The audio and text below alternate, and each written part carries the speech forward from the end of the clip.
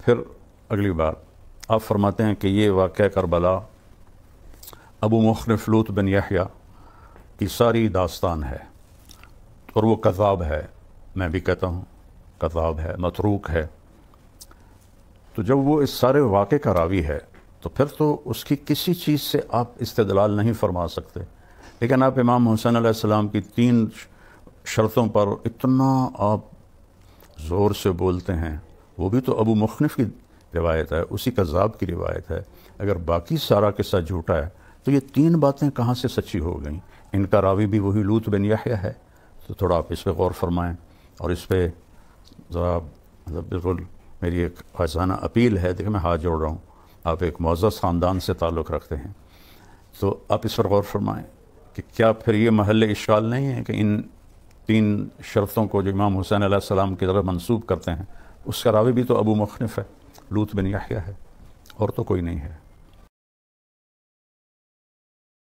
आपने कहा कि वो 3 शर्तों वाली जो रिवायत है वो अताउल्लाह बंदियालवी साहब जोर लगा लगा के बयान करते हैं, जोर लगा लगा के बयान करते हैं, जबकि जो वाक़या हम बयान करते हैं वाक़या करबला को, उसके बारे में कहते हैं कि अबू मुख़्निफ़ लूत बिन यहया झूठा रावी है, वो कज़्ज़ाब है।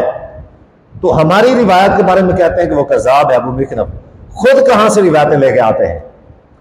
आप कहते हैं कि पूरा वाक़या करबला तो अबू मुख़्निफ़ ने बयान किया है। तारिक ज़मीर साहब, आपने वाक़या करबला उर्दू वाली किताबों से पढ़ा है, वाक़या करबला उर्दू वाली किताबों से पढ़ा है। असल जो तारीख की किताबें थी वो आपने पढ़ी नहीं है, अरबी वाली तारीख की किताबें आपने शायद पढ़ी नहीं, इस वजह से आप इस तरह की बातें कर रहे हैं।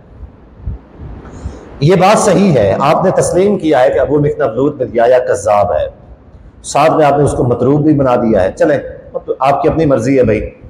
कज़्ज़ाब बहुत बड़ा यानी उसका जो है ना जुर्म है, ठीक है, उसके ऊपर बहुत बड़ा इल्ज़ाम है कज़्ज़ाब, और ये बहुत बड़ी तोहमत है जो अबू मुख़्निफ़ लूत बिन यहया के ऊपर है, और वाकई सच है वो कज़्ज़ाब था और आप भी मानते हैं कज़्ज़ाब था।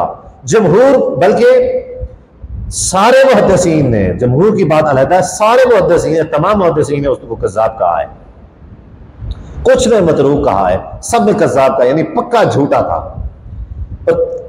हजरत वाक़या करबला जो है, वाक़या करबला शहादत हुसैन, उसके ऊपर सबसे पहली किताब जिसने लिखी है वो अबू मुख़्निफ़ लूत बिन यहया, वही कज़्ज़ाब है।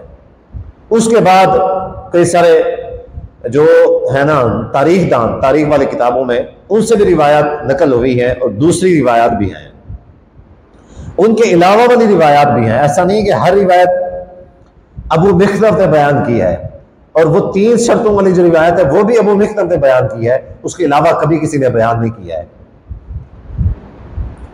सबसे पहले तो आप ये बता, आपकी कम इल्मी है, आपके पास इल्म नहीं है। चूंकि वाक़या करबला के मुताल्लिक़ कुछ रिवायात बुखारी और मुस्लिम के अंदर भी मिलते हैं, आप अपनी स्क्रीन के ऊपर देख सकते हैं। एक रिवायत मौजूद है, से बुखारी में मौजूद है वाक़या करबला के हवाले से, जिसमें यह है कि उबैदुल्लाह बिन ज़ियाद के पास तस्त के अंदर, एक थाल के अंदर हज़रत हुसैन रज़ियल्लाहु अन्हु का सर मुबारक लाया गया। अच्छा, उसके हज़रत हुसैन रज़ियल्लाहु अन्हु के चेहरा मुबारक और दाढ़ी के ऊपर स्याह कलर लगाया हुआ था, और रिवायत में आता है कि उबैदुल्लाह बिन ज़ियाद फ़जअला, उबैदुल्लाह बिन ज़ियाद ने क्या किया, वक़ाल फ़ी हुस्निही शैअन, हज़रत हुसैन रज़ियल्लाहु अन्हु के हुस्न के बारे में कई सारी बातें कही, अपने हुस्न का तज़किरा किया, बड़े हसीन है, बड़े खूबसूरत है, नबी अलैहिस्सलाम के साथ इनका चेहरा मुबारक मिलता है, वगैरह वगैरह। अच्छा, आगे रिवायत के अल्फाज हैं फ़जअला यनकुत, उबैदुल्लाह बिन ज़ियाद ने क्या किया, उबैदुल्लाह फ़जअला यनकुत का जो माना गलत बयान किया जाता है, वो ये किया जाता है कि छड़ी के जरिए हज़रत हुसैन रज़ियल्लाहु अन्हु के चेहरे या हज़रत हुसैन रज़ियल्लाहु अन्हु के होठों के ऊपर उबैदुल्लाह बिन ज़ियाद मारता रहा। हालांकि ये गलत है, ये गलत है। फ़जअला यनकुत का माना यह है कि उबैदुल्लाह बिन ज़ियाद परेशान था कि यज़ीद को जवाब देना पड़ेगा, जैसा आपने कहा कि यज़ीद राज़ी नहीं था हुसैन रज़ियल्लाहु अन्हु की शहादत के ऊपर। ज़ाहिर है जो गवर्नर था उबैदुल्लाह बिन ज़ियाद कूफा का, ठीक है, वो तो इस बात के ऊपर परेशान था कि मुझे यज़ीद को जवाब देना पड़ेगा, और इस परेशानी के आलम में क्या था, वो हज़रत हुसैन रज़ियल्लाहु अन्हु की शहादत की वजह से भी कि शहीद हो गए, बहुत बड़ा सानिया है, यज़ीद को क्या जवाब दूंगा। इस परेशानी के आलम में उसने हाथ में छोटी सी लकड़ी उठाई हुई थी, जिस लकड़ी के ऊपर जमीन के साथ कुरेद रहा था, जमीन को परेशानी के आलम में कुरेद रहा था।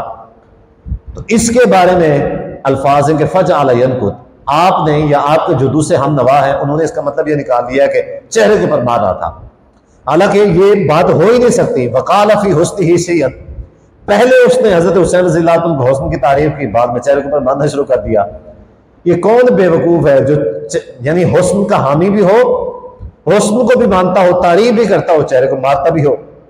यानी ये बेवकूफी वाली बात है, तारीफ भी करे और मारता भी हो। तो ऐसा नहीं है, उसने तारीफ की, लेकिन जो फजाल यनकुत के अल्फाज, उसका मतलब यह कि जमीन को रह रहा था। बहरहाल ये सही बुखारी की रिवायत है, ये आप देख लें, पूरी सनद आपके सामने है। हजरत इमाम बुखारी रहमहुल्लाह ने इस रिवायत को जो नकल किया है, इस पूरी सनद के अंदर अबू मिख्नफ नहीं है। पूरी सही बुखारी के अंदर क्या तमाम मुहद्दिसीन ने उसको छोड़ दिया, उस रिवायत में ली। चीज है कि इमाम बुखारी रिवायत लेते हैं, लेकिन क्या है, ये वाक़या करबला का हिस्सा है, लेकिन इस रिवायत को बयान करने वाला अबू मिख्नफ नहीं है।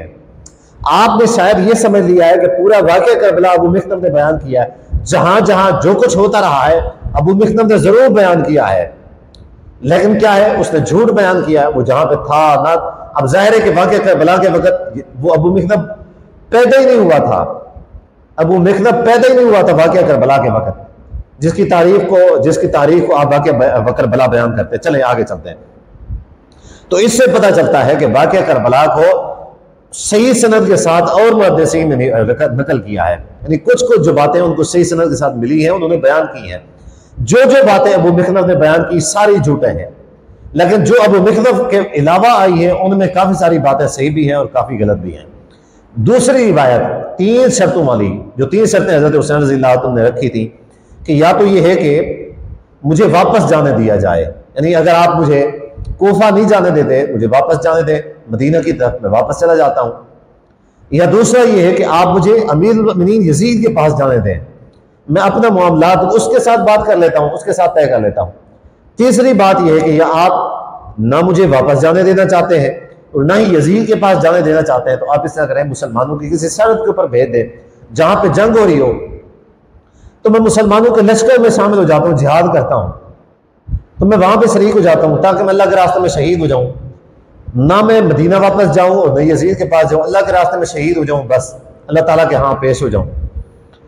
तो ये 3 शर्तों वाली आप कहते हैं कि वो शायद अबू मिख्नफ ने बयान की है, हालांकि ये आप तारीख तबरी की और दूसरी भी रिवायत है और भी कई सारी तारीखी किताबों के अंदर मौजूद है, आप देख सकते हैं।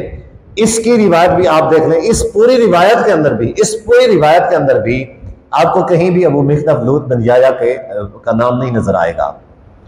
तो आपने कम इल्मी के अंदर वाक़या करबला झूठा बयान किया, फिर आपने उसका दिफा करने की कोशिश की और आपने जो जो बातें गलत बयान की हैं वो आपने आपके सामने पेश कर दी है। कि एक पहली बात कि आप जो वकील हैं अहले बैत के वकील नहीं, रावजियों के वकील हैं। दूसरी बात कि जो यजीद का बहुत बड़ा जुर्म है, आपने ये कहां से निकाल लिया कि बहुत बड़ा जुर्म है? आप गैब जानते हैं, यजीद के पास कोई शरई उज़्र था या नहीं था, आपके पास गैब का इल्म है। तीसरी बात आपने ये कहा कि सारा वाक़या करबला अबू मिख्नफ ने बयान किया है, तो आप जो रिवायतें निकाल लेते हैं वो सही हैं, हम जो निकाल लें वो गलत हैं। बिल्कुल आप अबू मिख्नफ वाली रिवायतें बयान करते हैं जबकि आप उसको झूठा भी मानते हैं, और हम जो रिवायतें बयान करते हैं बुखारी मुस्लिम की है और या तारीख की जो सही सनद के साथ वारिद हुई हैं, हम उन रिवायत को लेते हैं।